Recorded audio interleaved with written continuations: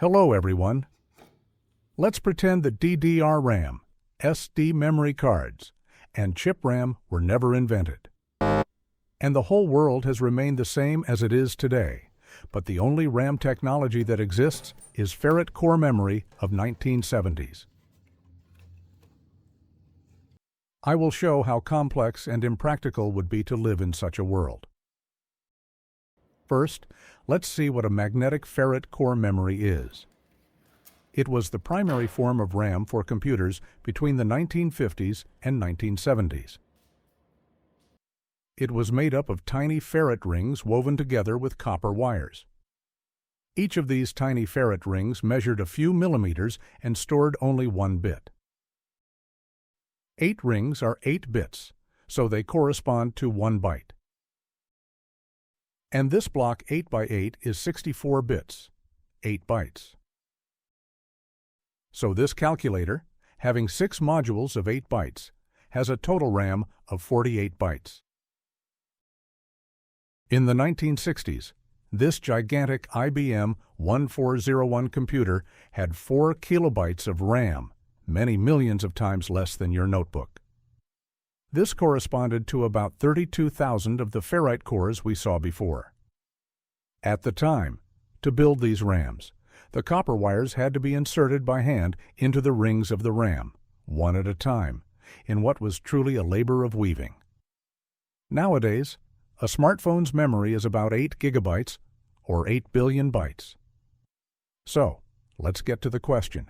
What would it be like to have 8 gigabytes of memory for your smartphone made with these ferrite cores? 8 gigabytes is equivalent to approximately 8 billion of bytes, and each byte requires at least 8 ferrite cores, 1 bit per core. So, approximately 64 billion ferrite cores would be needed.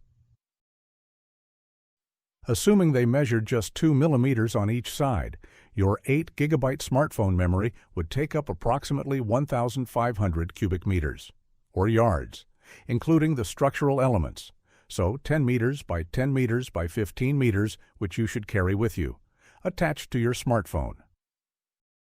Another problem would be the production time. Each individual core had to be traversed by at least 3 or 4 very thin copper wires. Imagine having to thread these tiny rings by hand at least 190 billion times, without ever making a mistake. Optimistically assuming threading 500 needles per hour, working 8 hours a week, 5 days a week, a single person would take just over 120,000 years. I know it seems like a lot, but if 40,000 seamstresses were employed, they would finish our RAM in about 3 years, a reasonable amount of time. To make this 8 gigabytes RAM, 384,000 kilometers of copper wire would be needed, 238,000 miles, essentially the distance from the Earth to the Moon, or 10 times the circumference of the Earth. The total weight, including the toroids, would be about 3,000 tons. It should also be considered that, unlike modern RAM, ferrite cores consume about 1 watt for every active kilobyte. Therefore, the total power required would be 8 million watts, or 8 megawatts, which corresponds to about 70 gigawatt hours per year. This is enough energy to power a small city, or a fleet of electric cars for 350 million kilometers, 200 million miles. The total cost of the electricity bill would be about $10 million or euro per year. This brings us to another problem. 8 megawatts of power dissipated in the space we talked before is equivalent to approximately 4,000 electric ovens running simultaneously at full power. If we sealed the RAM without ventilation, the air temperature inside would rise by about 5 degrees Celsius every second. In less than a minute, the air would exceed 250 degrees Celsius or 480 Fahrenheit, melting the wiring and desoldering the ferrite cores. How could such heat be dissipated? If air were used, a flow rate of about 700 cubic meters or cubic yards per second would be needed to maintain a reasonable internal temperature. But the air velocity inside the building for the RAM would be such that it would create a massive storm, tearing the thin copper wires holding the ferrite cores together. The only solution would be liquid cooling. To dissipate 8 megawatts, approximately 11,000 liters of water would need to evaporate per hour. A cooling tower on the building's roof would be needed to expel the removed heat. Including cooling towers, pumps, pipes, and heat exchangers, power consumption would rise from the previous 8 megawatts to approximately 12 megawatts, and the total cost of the bill would rise to $15 million per year. To generate all this electricity, 130,000 solar panels could be used, which would occupy the space of approximately 140 football fields. The installation cost would be approximately $80 million. To this would be added the cost of batteries, approximately $50 million if you want to use at night your smartphone. This would take up another 7,000 square meters of space, or 32 shipping containers. Now we can summarize. Your 8 gigabyte memory with magnetic rings would be 300,000 times slower than a standard RAM.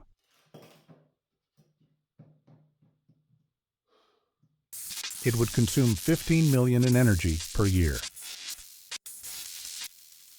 and about 100 million liters of water per year for cooling, plus an estimated $5 million per year for maintenance of the solar array and batteries.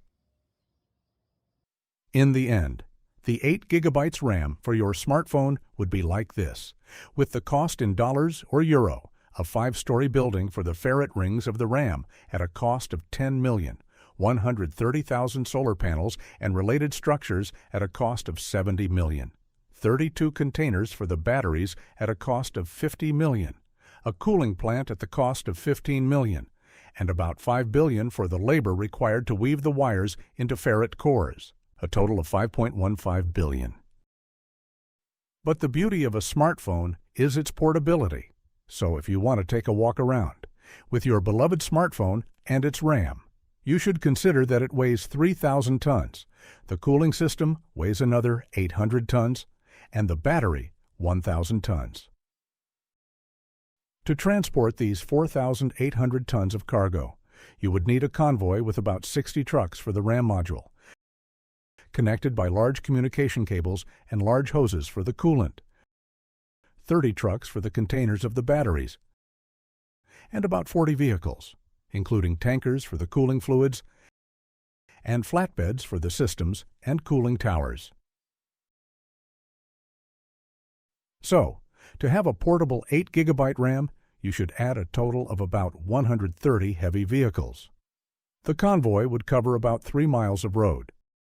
Your route should not cross bridges, which would not support it, and your cooling tower would cut through all the power lines as it passes.